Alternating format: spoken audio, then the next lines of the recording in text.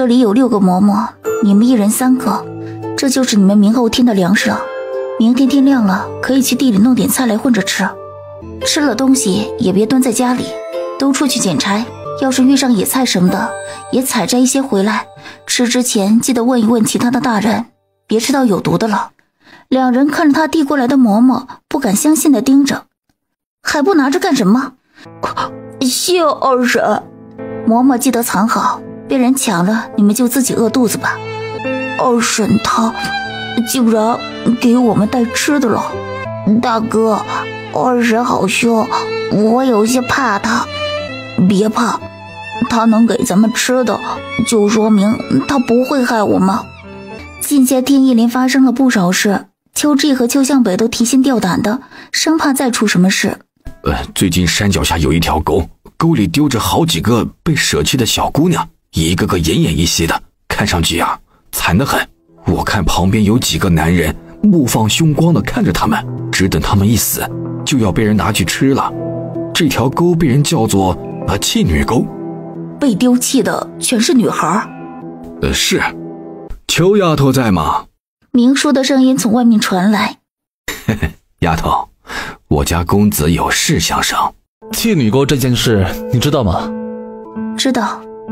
邱姑娘，帮我救一救他们吧，我会报答你的，只要我能做到的事。你真的要救这些孩子？这些是我们应该做的，你也想救他们的，对不对？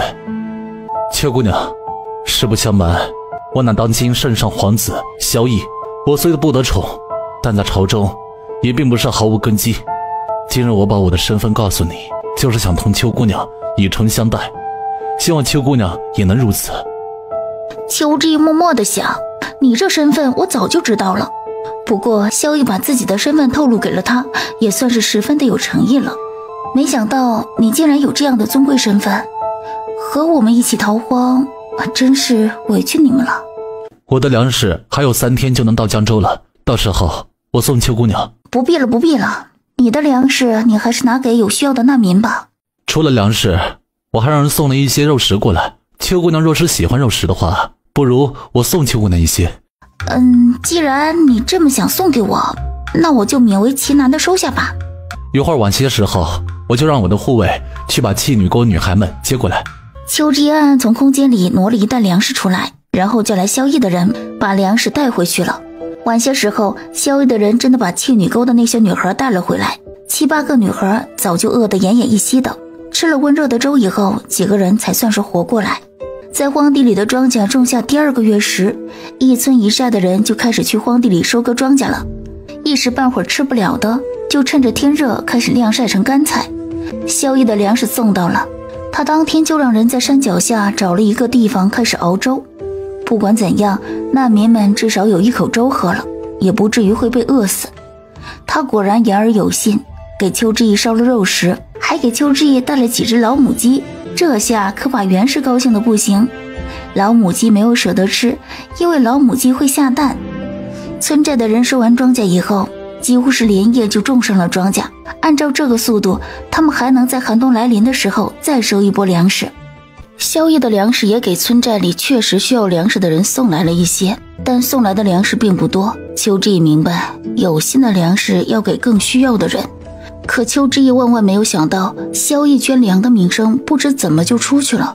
而且萧绎并不是在他们这一圈地方捐粮食，而是整个江州都有萧绎捐粮食的事情。听到邱向北说这个事情的时候，邱志毅还是有些惊讶的。原本知道萧绎不受宠，却没想到他暗中的实力这么强悍，想来是韬光养晦很久了，不然怎么可能一下就拿出那么多的家底。如果江州有翻身之日，那江州就是萧绎最忠实的追随者聚集地了。当然，如今除了邱志毅，所有人都不知道萧绎的真实身份，只知道救助他们的是四皇子萧绎。这之前啊，我还骂朝廷呢，没有一个好人，看来四皇子啊，他倒是个例外。是啊，在这种时候还能不顾一切去管老百姓生死的人，确实难得。怎么样，我这里有个事儿拿不准，你帮我出出主意呗。前些日子那冯玉娇不是偷东西，让他大哥给打了一顿吗？之后他拿铺子和你换了几十斤的粮食，我听他们家隔壁的人说呀，说已经有好几天都没有见到冯玉安了。这冯玉安和江州的那帮富商平时里交往密切，这些天找不到冯玉安，都问到我这来了。可是呢，我跟那冯玉安又不熟，他们也不是咱们寨子里的人，我根本管不上啊。我上哪里知道那冯玉安去了哪儿了？不过呀，如今咱们整个寨子都是封闭起来的，这也没听底下的人说冯玉安下山了呀，这可就奇怪了呀。不应该啊，冯玉安这样的性子不像是能闷在家中几天不出门的人，是不是他生病了？不对，没有，这生了病也不会一点动静都没有啊，更不可能会不找大夫呀。再怎么说，咱这村寨里头也是有几个赤脚大夫的。你说冯玉安会不会被那偷偷上山的难民给劫杀了呀？他们现在可是饿了，那可是什么都吃的呀。冯玉安不像这么蠢笨的人，更不会让自己落单遭遇危险。秦蓉蓉呢？秦蓉蓉如何了？这说来也是奇怪，旁边的人说那冯玉娇说他娘饿得脑子不灵光，得了疯病，好好的，你说这怎么能得疯病呢？还有冯玉安不是才拿了80斤粮食回去吗？那冯玉安就怎么可能会让秦蓉蓉饿得脑子都不清醒呢？这最重要的是，我还不知道有人这疯病是饿出来的。二哥，冯玉安不会出事了吧？哎，你说他有没有可能是让冯玉娇给害死的？前些日子我看冯玉娇一副恨不得杀了冯玉安的样子，如今粮食紧缺，连亲生骨肉都有人吃，更何况冯玉娇两兄妹现在的隔阂这么大。不过冯玉安到底是一个男子，冯玉娇就算对他存有什么不良的心思，只怕也须得谨慎算计才行。不过这都是我们猜的，你先注意这些，让他周边的人也注意些，看看冯家还有没有什么异样。邱向北出去没多久，村长就一脸激动地上门来了。知意啊，四皇子萧毅又派人给咱们送来了200斤粮食，虽然不多，但每户分下来也能分个1-2斤了，省这些的话够吃2-3天的了。那是好事啊，村长，我们家还有一点存粮，按照老规矩，我们家就不参与分粮了。你们邱家都是实诚人，是好人，我替村民们多谢你们了。现在粮食这么紧缺，我们不分，说不定也能多救一个人。我们家人多，粮食也不多，不然按照情理，怎么都要拿出来一些才是。你们已经帮了村寨的人那么多忙了，可比拿点粮食出来功劳大多了。不过像四皇子这样的皇子确实是一心为民呐。之前咱们山脚下死了那么多人，如今聚在一起的虽然吃不饱，但总归是饿不死人了。现在外面的人都在称颂四皇子仁德，要是以后当皇帝的是四皇子就好了，这样的话他也不会不管我们这些难民呐。没想到萧毅竟如此得人心，看来江州城真是已经被萧毅给收服了。可我也听说了一些话，听说这是四皇子故意收买人心的伎俩。村长怎么看？村长的看法那就代表着同他一样的千千万万老百姓的想法。哼，什么收买人心？我们只知道我们快饿死的时候是谁来救我们的，谁管我们的死活，我们的心就给谁。那些个说四皇子收买人心的，但凡他们能拿出粮食来救我们，我们也会把心卖给他们。也是，谁能让人过上好日子，老百姓的心就跟着谁。如今江州有些地方疫情那么严重，四皇子还能做到如此地步，他以后要是不当皇帝，我第一个不同意。从前交税的时候，他们知道找我们要，可大灾大难来的时候，朝廷的人马只会把我们关起来病死饿死，可曾管过我们？村长，你别激动，这些话在我面前说说就算了，要是被有心之人听见了，以后难免会惹出祸端来。你放心吧，换了其他人我不会说这些话的，我就是太气愤了才说这些的。晚些时候，萧毅的人把秋之意请了过去。邱姑娘，江州目前还无法解禁，目前朝廷的人大部分人都坚持封禁江州，可是江州城如今大部分地方的疫病都得到了有效的控制，并且你之前和明叔一起研制的药方子确实有效，有些就算染上疫病的症状都有所减轻。只是江州城这么封禁着，靠我一个人那点微薄之力，只怕难以为继。我怕到时候还是会有更多的人被饿死。若是江州城能多一些咱们这山寨上这样的荒地，那就好了。萧公子这话说的有些乐观了，就咱们这山上的荒地，管着我们这一村一寨的人都吃力得很。试想一下，天下哪里还有这样的好事，还能遇上咱们山上这些个神奇的荒地？既然如此，那也只能听天由命了。秋之一走后，明叔走进来。公子，她不过是一个相对其他人来说是要机灵许多的丫头，她真的值得公子如此倚重吗？还记得那些土匪是怎么死的吗？那是用一种威力巨大的东西炸死的，这种东西我们从未见过，可是邱姑娘却能从山洞里无意间发现，你说这是运气吗？这种事情对其他人来说或许是运气，对他来说他不相信。再有就是药方子的事情，秋之也是不会治病看诊的，却能点名明书加几味东西进去。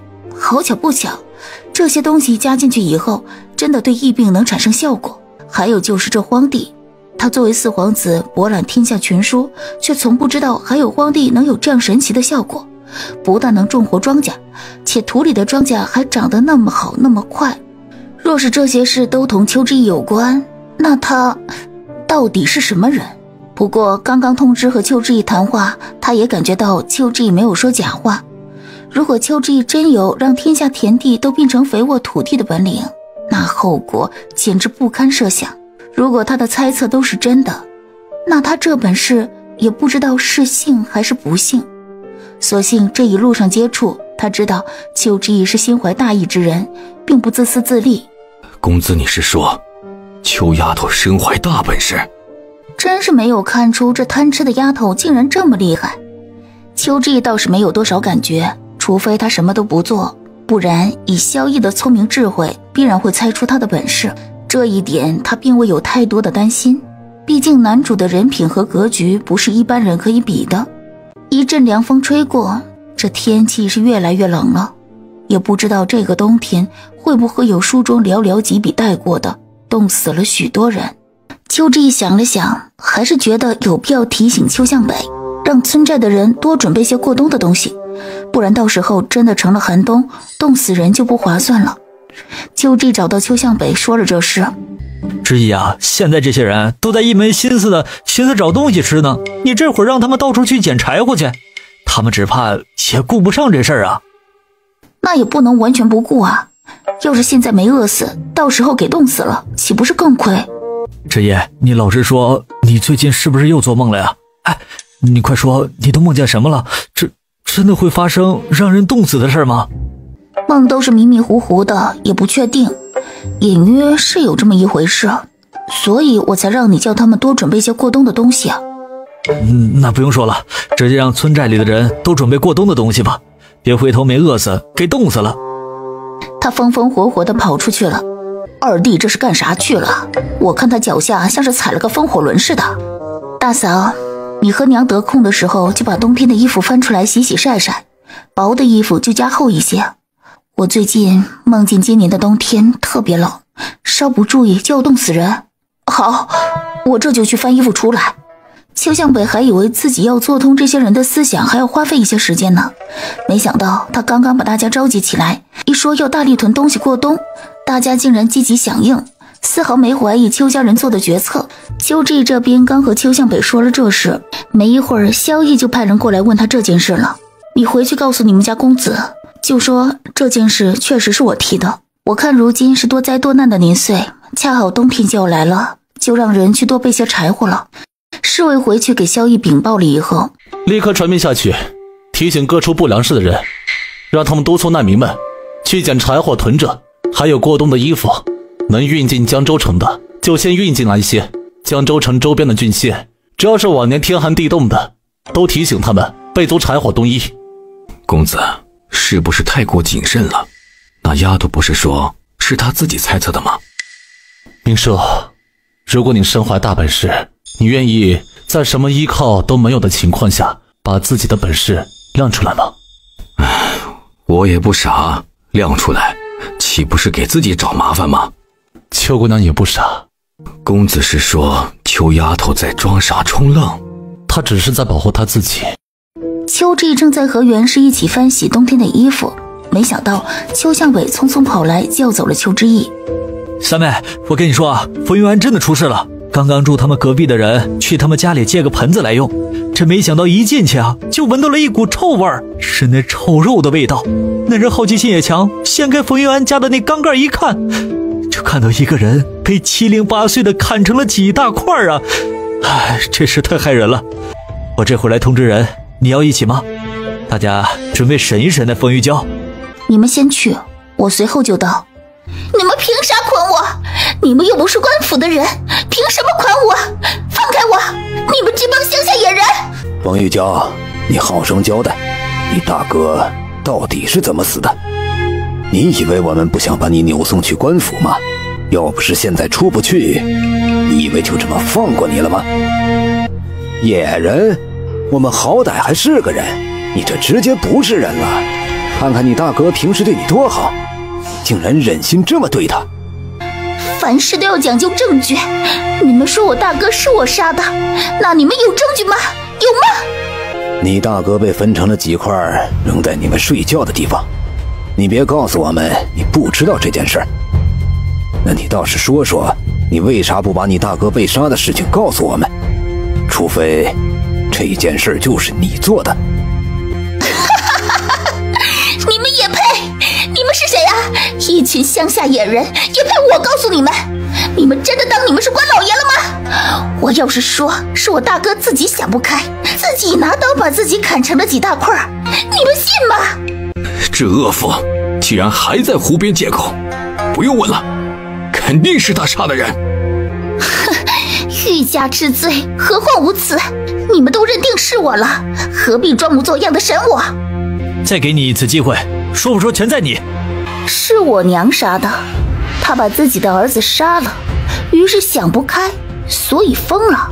我大哥对我又不好，死了就死了，我何必再告诉其他人呢？反正这一路上都死了那么多人了，多死一个能有什么？可是你大哥大腿上的肉为啥会被人割了？这有什么？我都好久没有吃过肉了，都快忘了肉的滋味了。反正他都已经死了，就算我不吃他的肉，他的肉也是会烂的。与其烂了，倒不如吃了，免得浪费。疯子，疯子！哎，这女人没救了。你娘现在都疯了，你确定你娘是杀人凶手，不是你嫁祸给你娘的？哼，村长，你这么说有证据吗？所有人都没有证据。哼，你们没有证据，凭什么这样说？我娘现在都疯了，你们倒是问她呀。问了她的话，能当真吗？能作为呈堂证供吗？看着冯玉娇那嚣张的样子，村寨的男人们真的很想打死她。没有证据，就麻烦你们把我放开，给我解绑。就在这时，邱志毅缓缓地走上前来。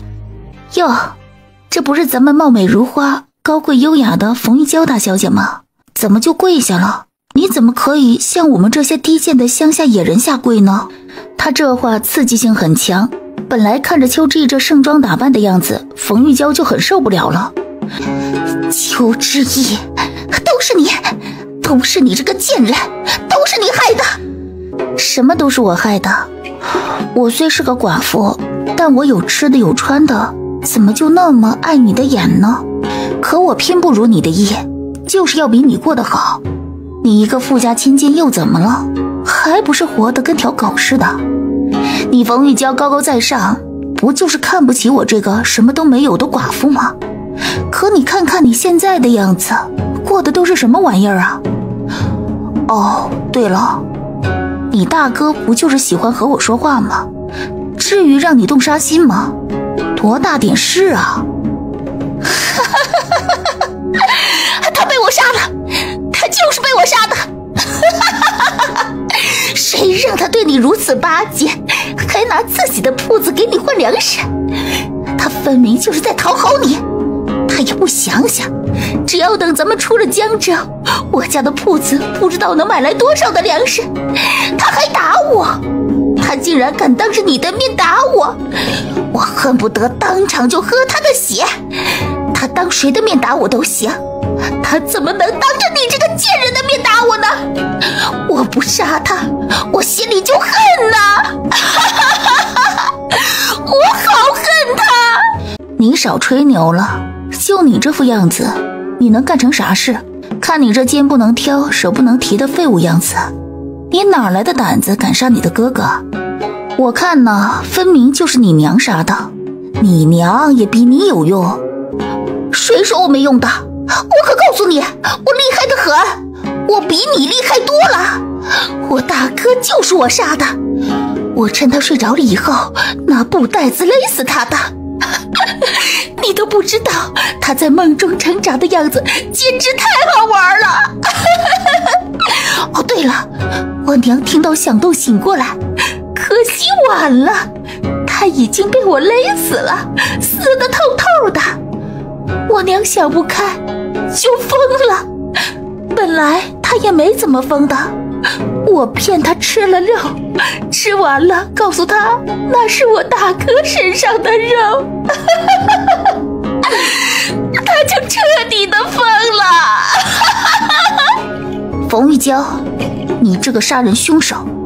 寨主，打死她吧！这个女人太恶毒了，不能让她活着。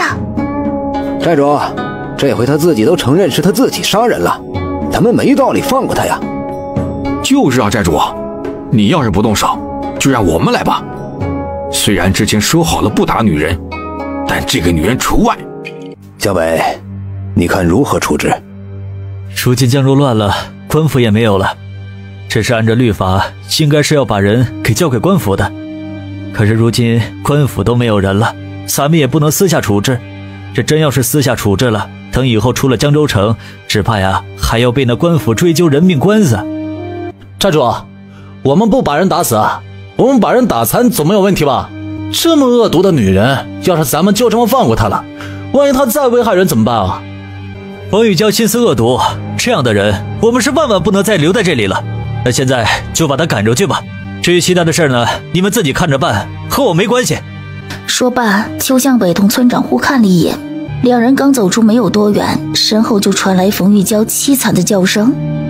邱志毅从人群周边走开，飞速地解开自己身上的外套，露出他原本的衣服来。村寨的男人们抡起石头，大家避开冯玉娇的脑袋，直接往他身上砸，只要不把人打死就行。他的一条腿已经被砸得稀烂，鲜红的血色奔涌出来，可就算他晕过去了，寨民和村民们并没有停下来。与此同时，邱志毅也只能默默地为冯渊哀叹一声。这个男人虽然谈不上多好，但是也算是为了保全冯玉娇和秦蓉蓉两人费尽了心思。冯玉娇只看到他自己那点可怜的自尊心，却没有真切地看到在这条逃荒的路上要想活下去有多难。没了冯玉安的保护，只要不出意外，他和秦蓉蓉的下场几乎不用想都知道是什么。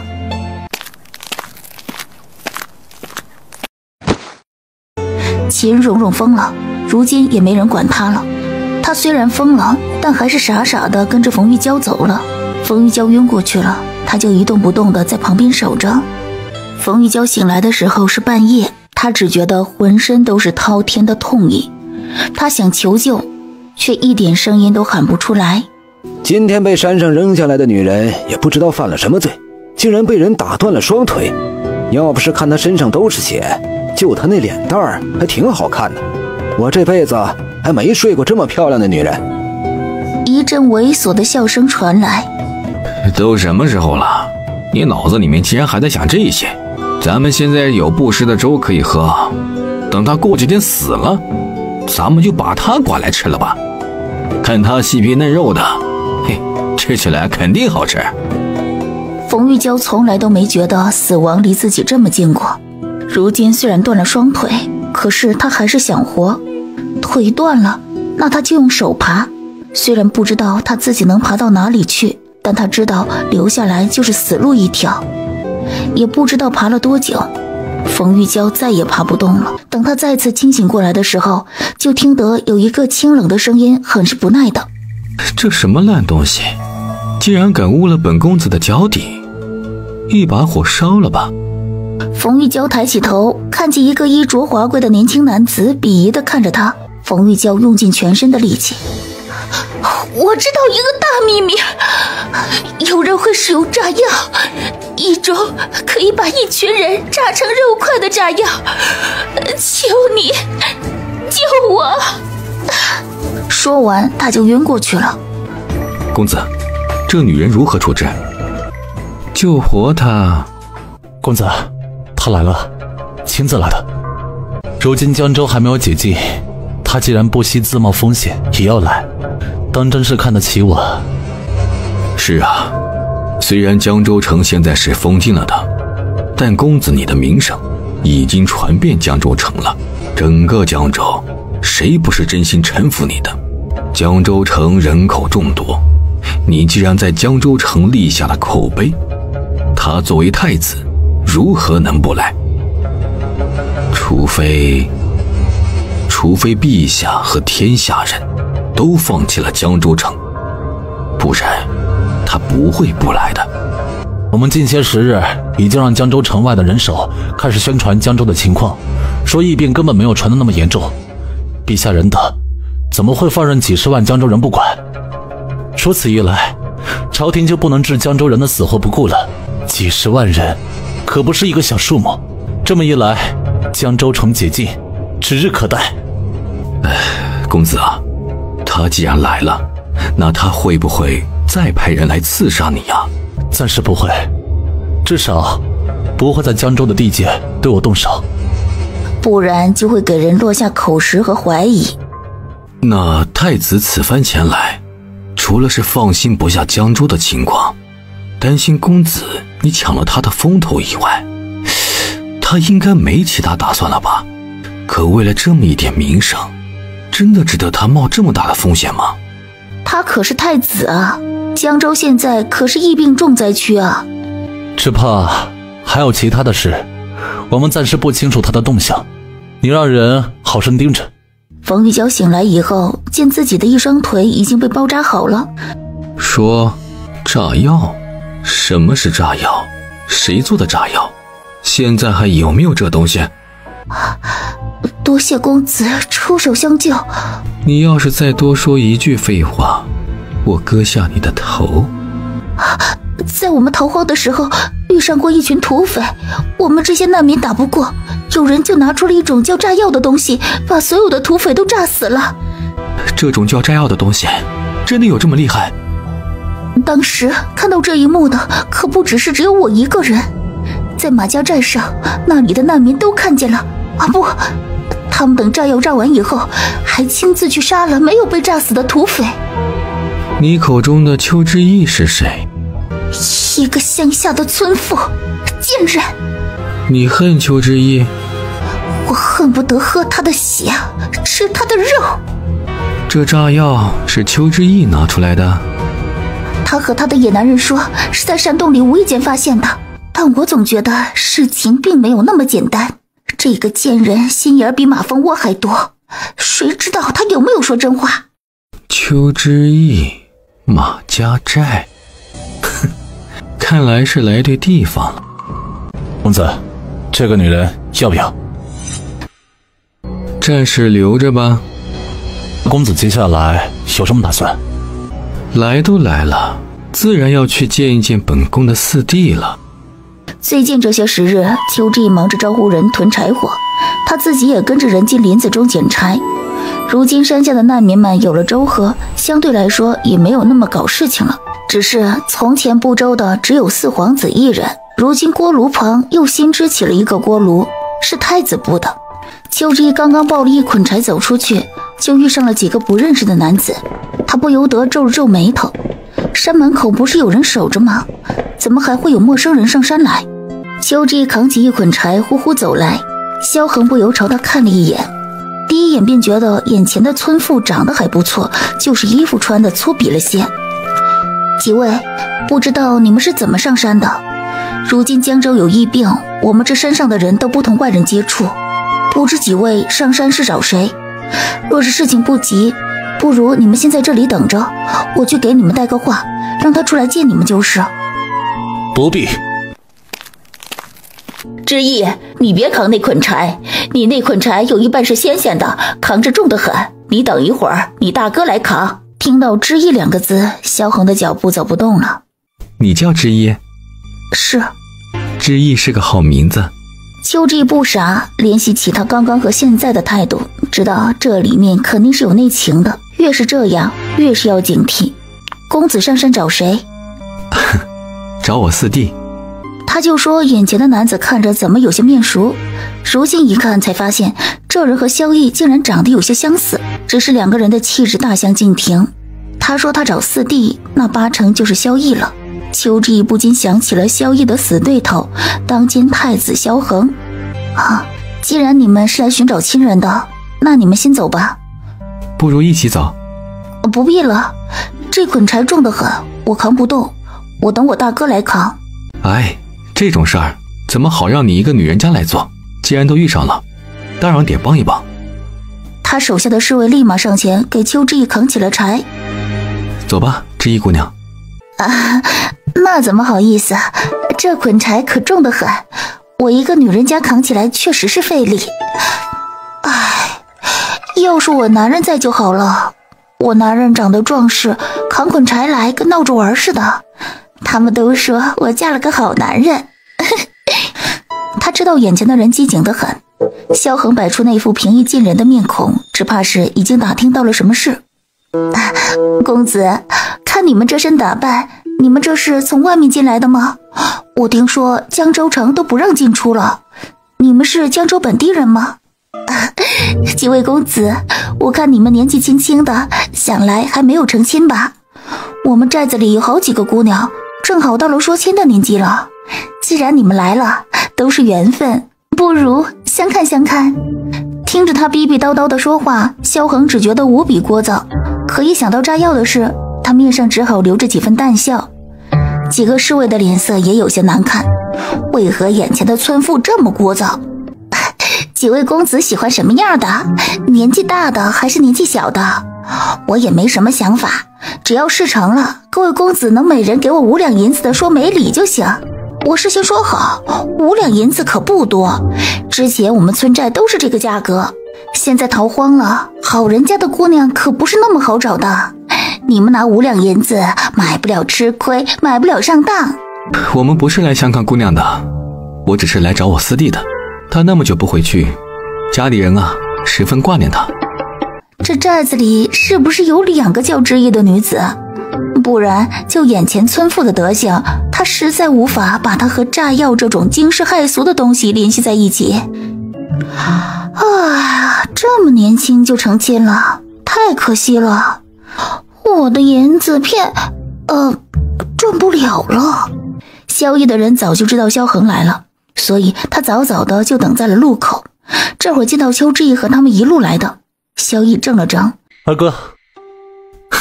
四弟，你好久没回家了，二哥想你了。秋之意看着走在前面兄友弟恭的2人，他赶紧让那侍卫放下他的柴，自己吭哧吭哧的扛回去了。晚些时候就向北回来了。咱们山上来了几个人，是萧公子的亲戚，你平时要离他们远一些，切记千万不要惹到他们，这些人是我们惹不起的人。谁啊？那萧公子为人还不错呀，想来他的二哥人也是不错的，毕竟一家人应该不会差别太大的，你放心吧。二哥，你要是想保全我们村寨的人，最好是听我的。见着秋之意这认真的模样，邱向伟顿时也郑重起来。他沉默了片刻，像是联想到了什么。你放心吧，我会给寨子里的人打招呼的，让他们平时都把嘴给闭严一些。第二天，秋之意拿了锄头在旁边的荒地里挖土豆。不远处，萧恒静静地看着秋之意，怎么都想不通，就这么一个对农活干得这么熟练的人，炸药真的会和他有关系吗？可是他的人却打听了，这里只有一个叫之意的姑娘，那就是秋之意。主要昨天他试探萧逸的时候提起秋之意的名字，可萧逸的反应平淡得很，像是他提起的不过就是一个普通的村妇。这下可把萧恒都整怀疑了，难不成那个断腿的女人敢骗他？要知道这女人的命可是在他手里的，他没有理由骗她的。娘，你累了休息一下，我来挖。你挖什么？你看看，你还没有锄头把高呢。小姑姑，我来，你休息一下。说罢，拿过了邱之意手中的锄头，开始挖了起来。邱姑娘，萧公子，你知道我？你唤萧公子四弟，想来你也姓萧吧？叫你一声萧公子错不了的。咋了？后悔了？我没骗你吧？我们村寨的姑娘是顶呱呱的。邱姑娘，我最近听说，之前你们遇上土匪的时候，竟然用了一种叫做炸药的神奇玩意儿，能把人炸飞。我就很好奇呀，这世上真的有这样的东西吗？可不是嘛，那玩意儿真的厉害得很。咱们村寨的人靠着那玩意儿，把那些个该死的土匪都炸死了。听说这炸药是邱姑娘在山洞里捡到的。那东西是我捡到的，她那会儿在生火，我捡回去以后，还以为是什么人丢的米面粉，本来打算让她煮来吃，没想到掉了一些到火里，那玩意一下就炸了，差点把我们俩炸死。可不是，要不是你抱住我往旁边一躲，咱们俩只怕都没命了。当真是你们捡的？可不是嘛，那玩意儿一下就能把所有的东西都炸飞，样子瞧着同米面粉要墨粉是一样的，所以我就给它取了个名字叫炸药。这个名字好听吧？好听，这名字好听。就这两个人傻里傻气的样子，看着也不像是能研制出那种惊世骇俗玩意儿的人。兵部最好的工匠天天钻研怎么提升士兵的战斗力，都没有多大的成效。就这两个乡下来的人，怎么可能研制得出来这些东西？看来这件事多半是巧合了。不过不管怎么说，这世上竟然有人能造出这样的东西来，那就不能忽视了。他得继续暗中调查，至少不能让这样厉害的人跑到其他的人手下去了。见到邱之意已经没什么用了，萧恒冷着脸离开了，连告辞都没有一句。公子，咱们村寨的姑娘勤快得很，能洗能做饭，最重要的是屁股大，绝对能生带爸的。萧恒离开的脚步越发快了些。这人小气又势利，小心些，别得罪他了，他可是个狠角色。周大哥，要是我真的把他给得罪了，那可怎么办？得罪了就得罪了吧，还能如何？可他要是一个很有权力和地位的人，你打不过他怎么办呢？打不过也要打。3天后，萧恒就下山了，毕竟他上山就是冲炸药的事来的。见从邱之意他们嘴里套不出有用的东西，萧毅身边的人也守口如瓶，他自然不愿意在这山上逗留。四弟，你当真不和我一起走吗？二哥是来赈灾的，是来查看疫病情况的，和我这个闲人自然不同啊。我身子不好，这山上还算清静，我将养些时日，自然会回去的。保重。公子，我之前同你说过，这马家寨的荒地古怪得很，明明一堆石子，却能种出长势极好的庄稼来。我家就是乡下的，我祖祖辈辈都是种地的，我还从未见过这样的情况。这马家寨似乎不一般啊。一块地而已，有什么稀奇？别说种出的是庄稼，就是长出的是黄金，也没什么大不了的。萧恒走了以后，萧毅立马来请邱之意过去。我大哥是当今太子，他是不是对你有所怀疑了？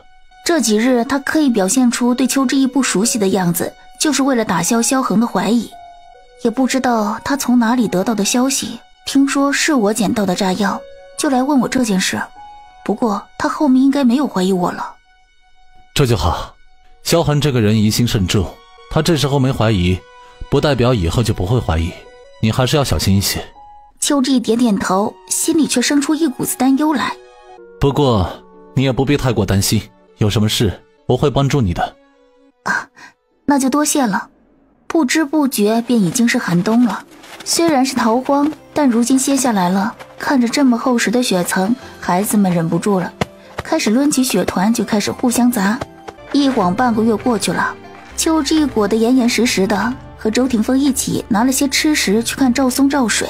虽然赵云海不地道，但这2个孩子确实还算懂事，平时没事儿也不会来麻烦邱之义，见到邱之义也会乖乖的打招呼。2人来到赵松赵水所住的小屋子里，见2人缩成一团躲在角落里，门窗都关得紧紧的，屋中只有几块木柴燃着。二嫂，不管多冷，门窗都不能关死了，尤其是你们还在屋里生活的情况下，这窗户更是关不得。他的话刚刚说完，赵松赶忙听话地打开一扇窗户。二嫂，我们不知道，以后会注意的。看着2人小心翼翼，生怕把他得罪的样子，邱之义也不好多说什么。他走过去掀开桌子上的锅盖，只见煮饭的锅里干干净净的，连锅里的锅巴都没有一点。如今2个人的吃食全靠萧逸他们派人送来的粮食以及荒地里长出来的庄稼，再有就是邱之义3不2时的送来的口粮，这些够你们2个吃2天了。前些天我去看了，地里的菜过2天可以去弄一些回来，又可以撑一段时间了。谢谢二婶。在这样的寒冬里，村寨的人因为有邱家人事前的提醒，囤了不少柴火，这个冬天没有冻死一个人。2个月过去以后，便要过年了。往年过年怎么都要人手一件新衣裳，可今年就不讲究这些了。袁氏拿了腊肉出来，邱之义把囤在空间里的牛肉、羊肉、鸡鸭都拿了出来，这下可把袁氏看呆了，话到嘴边到底没问出口。得了，8成都是祖宗们烧来的。袁氏和白圆圆忙活了半天，终于做好了饭菜。邱正生看着一桌子的菜，哎呀，这要是能有点酒喝，那可就好了。有饭有菜吃就不错了，你还想喝酒？都喝了一辈子了，也喝不腻。爹，忍一忍吧，啊，等以后出了江州，我去给你打酒。一家子坐下后，发现邱之义不在。之义，你干啥呢？刚刚不是还在我跟前晃悠吗？快出来吃饭！话音刚落，便见邱之义手里抱着2个酒坛子走出来。爹，给你拜年了。邱正生睁大眼睛，不敢相信这种时候竟然还有酒喝。这真是酒啊，这你打开盖子闻一闻就知道了。邱正生打开盖子，一股子浓郁的酒香扑面而来。哎呀，真好啊，有酒喝了。看着邱正生得了自己想要的东西，几个孩子都很眼馋，他们想吃零嘴。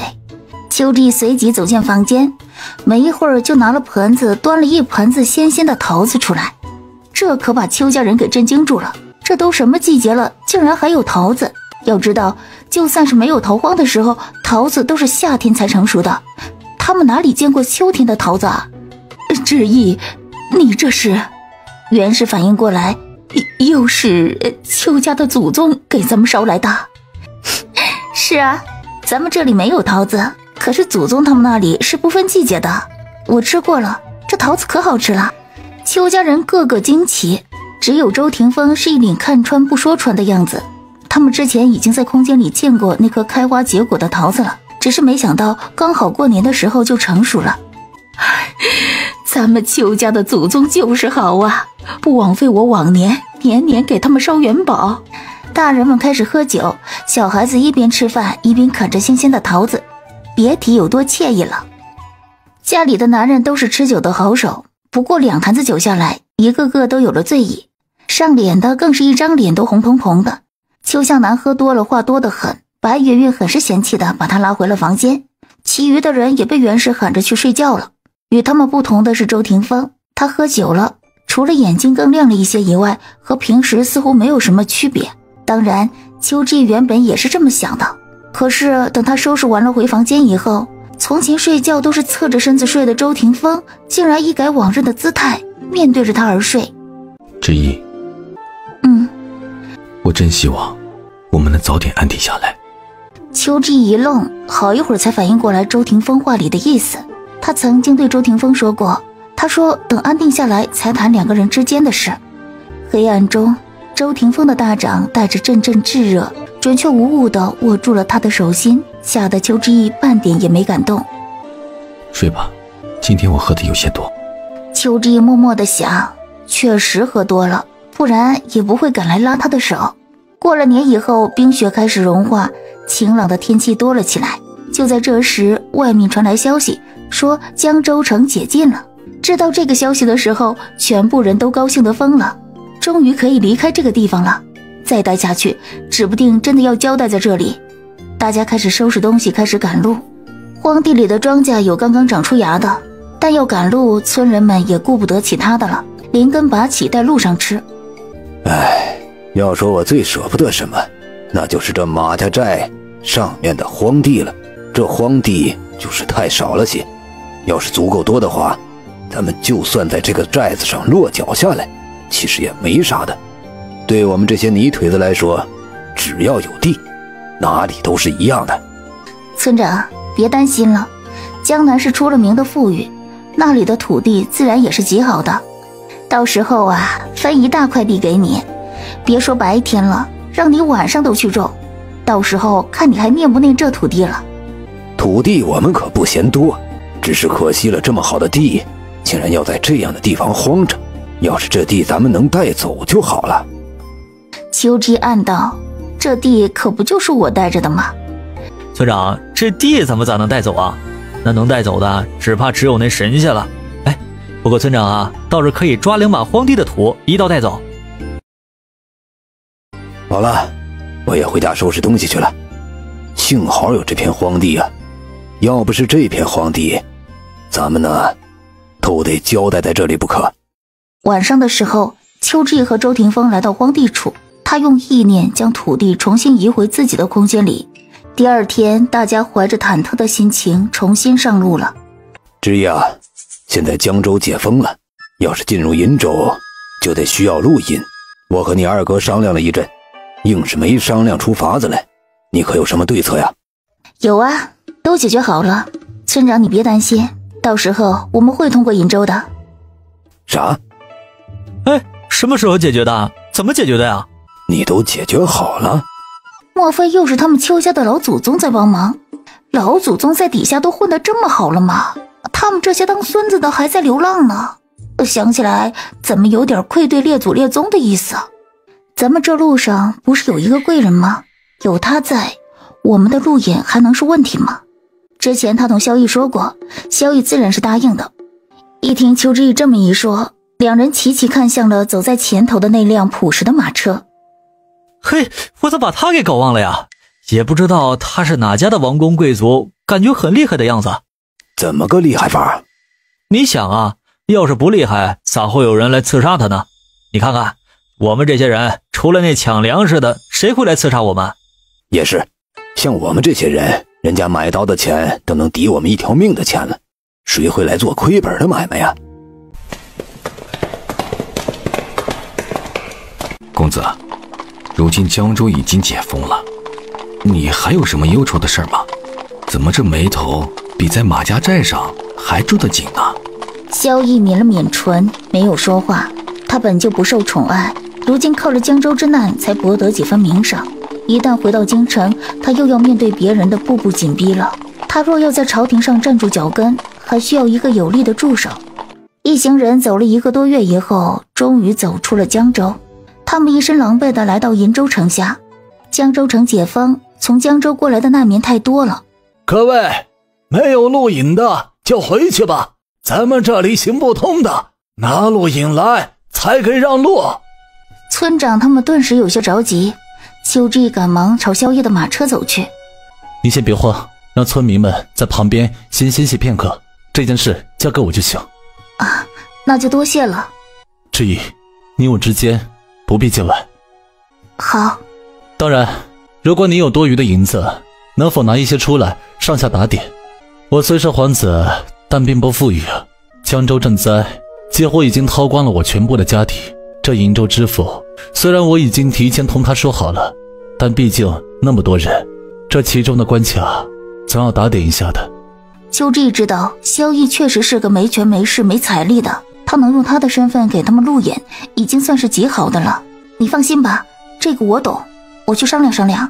之义，不是我不肯拿银子出来，只是这钱庄都在城里，你看能不能让萧公子通融一下？你和我一道去钱庄取银票。邱之义点点头，当即喊了周霆锋一请。三人在萧逸的人同守城侍卫打过招呼以后，便进了城。赵寻欢熟门熟路地找到了一家钱庄，他取出1万两银票交给了邱之意。这些你看够吗？够了，赵姑娘，自此以后我们之间两清。好，自此两清。不过你以后要是有什么困难，大可以找我，我也可以赊账给你。好，拿到了银子，赵寻欢当即要请2个人先去吃一顿好的。不了，我们人多，都在门口堵着也不大好。晚些时候我们自己进城来，你不必管我们，咱们以后有缘再见。之意，你不要太快拒绝我。我发现你这个人很有做生意的天赋，你要是愿意，以后有什么生意，大可以和我一起做。你是一个值得信任的人。好，到时候有需要的话，一定找你。走吧，咱们先出城。先不忙出去，你忘了我手里还捏着一个铺子吗？之前冯玉安为了换粮食把铺子给他的，他还有契书，白纸黑字写着的。走吧。说罢便率先走在了前面。邱之意愣了一下，随即追上前去。周大哥，你认得路？这里可是延州。从前在鄞州住过一段时间。邱之意突然很想问问他的来历，但他一直没有对他提过，所以他也不大好问。他就是有些好奇，他这么厉害的一个人是怎么沦落到他们村子的。他以前看书的时候也没有注意周霆锋的身世，只知道他很厉害。这件事以后他肯定会问的，现在不是时候。就是这家了。邱之意抬头看着上面的冯家绸缎，默默地想，这以后得改名叫邱家绸缎了。进了铺子，掌柜的迎上来，准备给2人介绍料子。没想到邱之意把手里的契书径直就递了过去。开门见山地说明来意。听说铺子已经换了人，掌柜的大惊，只是拿出冯玉安的印章和自己一看，一模一样，这就没什么可怀疑的了。邱之意从掌柜口中大概了解了铺子的情况以后，还让掌柜的继续帮他看铺子，顺带给掌柜的涨了工钱。掌柜的一张脸都笑得裂开了。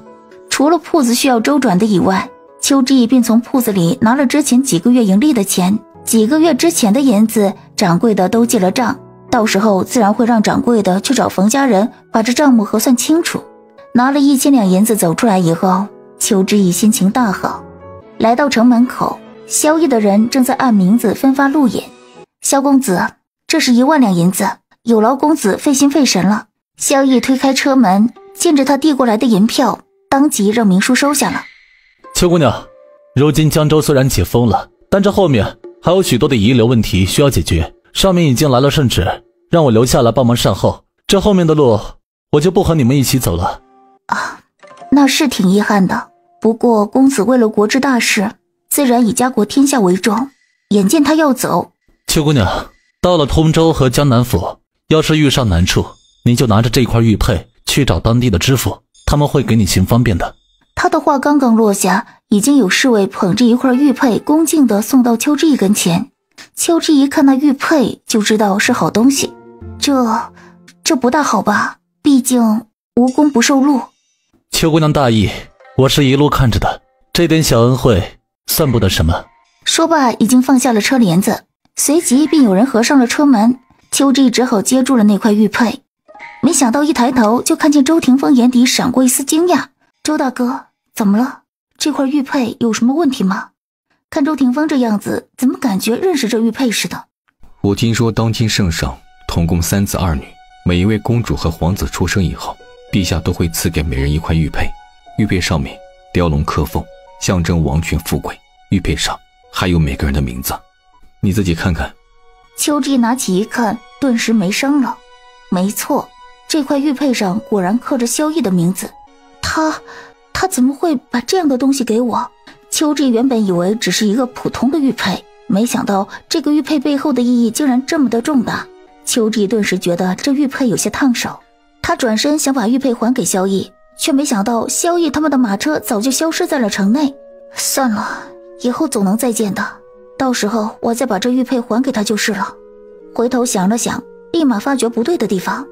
周大哥，你怎么知道这么清楚？所以你到底是什么身份呢？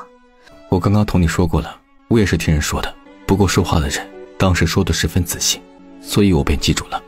萧逸这人藏得深，我看他把这样的东西给你，怕其中有什么你不知道的深意，所以便提醒你一句。你想说的只有这些？知音，我知道你想说什么，你放心吧，等到了江南，我会告诉你的。我的家事有些复杂，你到时候若是想听，我便说给你听就是了。秋志见他提起自己家事的时候面色寡淡，不像是什么值得高兴的事。周大哥，我知道你是好人，每个人都有自己的秘密，你要是不愿意说出来，你不说也没有什么的。你的秘密不是都告诉我了吗？我的秘密自然也是可以告诉你的，不过现在不是说这些的时候。知夜，那位萧公子，你可知道他是什么来头？他竟然一个人就把所有的路引都给解决了。不过萧公子放话了，说他受的是你的委托，让大家感谢你就行了。我也不知道他是什么身份，只是听他说过他认识一个当大官的，大概是因为这个吧。难怪呀，难怪他有这样大的本事。咱们也是运气好啊，竟然能碰上这样的贵人。我们路引都有了，接下来我们商量怎么安排。依我的意思是啊，咱们这些人已经很久没有好好休息过了，也好久啊没有好好吃上一顿饭了，不如咱们先找个偏远一点的客栈住下来，明天啊把需要的东西买好之后再继续赶路。姜伟，你这个主意好是好，也确实是为了大家着想，但大家一想要拿银子出来去住客栈，一个个都舍不得呀，都说宁愿在路边打个地铺休息一晚上都成。哎，村长，我都问过了，住一个便宜的客栈，一晚上要不了几十万，最便宜的一晚上还有20万的。我们这么久没好好洗过了，住一晚上算不得什么。大家之前卖药的时候，家家户户都分了银子的，最差的一户都是3两银子。算了，二哥，不住就不住吧，反正之前连山洞都睡过，睡个路边也没有啥问题。那我去告知大伙儿，去找条人少的路打地铺。村长，我们家一家子孩子多得很，再加上我二嫂是个孕妇，只怕不能跟着你们去睡路边了。城里有家客栈，我觉得还不错，我们一家就先去住里面了，等明天晌午的时候，咱们再约到城门口见。秋季主动去开了几间房，付了钱以后，大家赶紧去洗漱了。娘，我自己能洗了。小宝长大了，知道害羞了。他们说男子不能让女子给洗澡。好，你自己洗。秋季让周霆锋帮着看一下，孩子大了，有男女之别的意识挺好的。3人轮流洗漱了以后，秋季一头长发湿哒哒的，只能用布巾擦一擦。赶路确实是累，秋季困得不行，也顾不得头发还是湿的，躺在床边就开始睡了。周霆锋洗好出来，就看见秋季母子2人已经睡过去了，走到床边才发现秋季的头发还是湿的。周霆锋拿起一旁的布巾，伸手挽起秋季的头发，柔软的发丝划过她的掌心，他冷硬的唇角微微扬了扬，轻轻地替她搓着头发。秋季迷迷糊糊的，感觉有人在轻轻触碰她的头发，她迷茫地睁开眼，就看见周霆锋正在给她搓头发。见她醒来，周霆锋的动作僵了一下。弄醒你了？有些困。你睡吧，我帮你搓一下，头发湿着睡觉不好。秋季实在太困了，只是在沉沉睡去之前，她觉得十分安心。第二天，秋季醒来，发现自己的头发已经干了，想起昨晚的事，她心里有些波动。这样的日子似乎还挺不错的。几人刚刚洗漱好，邱问脸就过来喊他们出去吃饭。吃过饭以后，一家人又拖家带口的到了城门口。他们去的时候，村寨的人已经在了。一行人先每家每户派一个人去购买所需的物资，其他人先在原地等候。秋季七七八八的买了一些粮食，他们还有，主要是买一些生活必需品，盐以及其他的佐料。当然，秋季少不了要买点零嘴的。一行人又开始上路，整个延州走了2个月，何玉安的肚子圆鼓鼓的，算着日子就要生了。这下邱家一行人不敢走了，想等何玉安把孩子生了再走。邱向北和村长商量了，让村长带人先走。村长沉默片刻后叹了一口气。过了没多久，村长走了进来。村长，你们什么时候出发呀？我刚刚请了大夫给玉安看了，大夫说呀，就这2、3天的事儿，你们先走，几天的行程，到时候我们应该能追得上你们的。向北，他们商量过了，要等你们一起。反正就2、3天时间，你们不一路走，我们心里走着没底啊。